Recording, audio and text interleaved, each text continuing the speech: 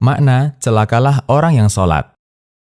Al-Hafidz Ibnu Katsir pernah mengatakan, metode tafsir yang paling bagus adalah tafsir Al-Quran dengan Al-Quran, tafsir Ibnu Katsir. Firman Allah mengenai kecelakaan bagi orang yang sholat telah dijelaskan di lanjutan ayat.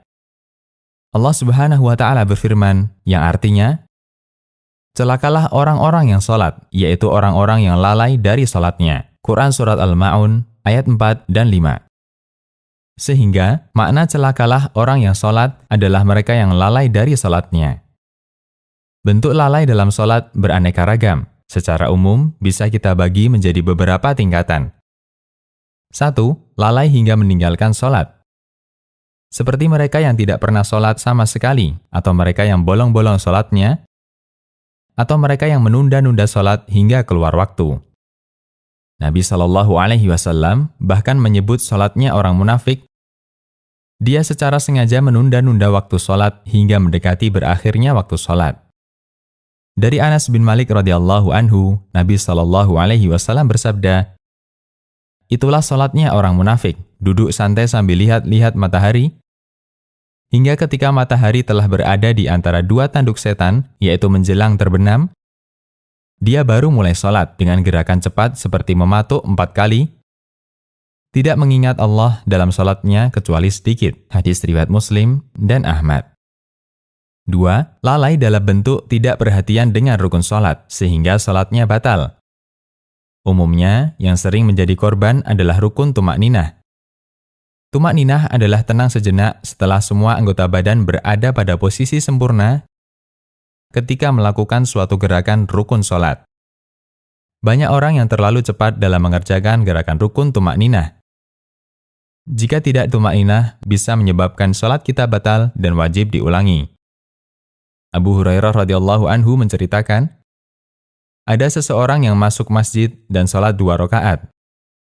Seusai sholat, dia mendatangi Nabi SAW yang kala itu ada di masjid. Namun Nabi SAW menyuruhnya untuk mengulangi salatnya.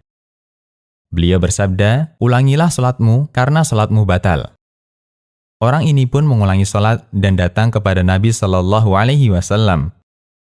Tapi beliau tetap menyuruh orang ini untuk mengulangi salatnya. Ini terjadi sampai 3 kali, hingga orang ini putus asa dan menyatakan, demi yang mengutusmu membawa kebenaran, aku tidak bisa melakukan sholat sebaik dari itu, maka ajarilah aku. Kemudian Nabi SAW mengajarkan cara sholat yang benar kepada orang ini. Beliau mengajarkan, yang artinya, jika engkau mulai sholat, maka bertakbirlah, kemudian bacalah ayat Al-Quran yang mudah bagimu. Lalu rukuklah dan sertai tumakninah ketika rukuk, lalu bangkitlah dan beriktidalah dengan berdiri sempurna. Kemudian sujudlah dan sertai tumakninah ketika sujud. Kemudian bangkitlah dan duduk antara 2 sujud sambil tumakninah. Kemudian sujud kembali sambil disertai tumakninah ketika sujud. Lakukan seperti itu dalam setiap salatmu. Hadis riwayat Bukhari dan Muslim.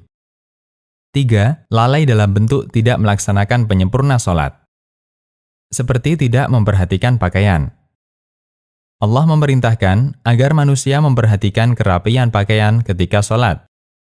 Allah Subhanahu wa Ta'ala berfirman, yang artinya, wahai anak keturunan Adam, gunakanlah pakaianmu yang indah di setiap memasuki masjid atau waktu sholat. Quran Surat Al-A'raf ayat 31. Termasuk juga laki-laki yang tidak berjamaah di masjid tanpa alasan. Rasulullah SAW bersabda, yang artinya, barang siapa yang mendengar adzan lalu tidak mendatanginya, maka tidak ada sholat baginya kecuali bila ada uzur. Hadis riwayat Ibnu Majah dan disahihkan Al-Albani. Termasuk juga tidak meluruskan dan merapatkan shaf ketika sholat berjamaah. Nabi SAW bersabda, yang artinya, dan tegakkanlah shaf di dalam sholat, karena sesungguhnya menegakkan shaf termasuk di antara baiknya sholat. Hadis riwayat Bukhari dan Muslim. Konsultasi Syariah.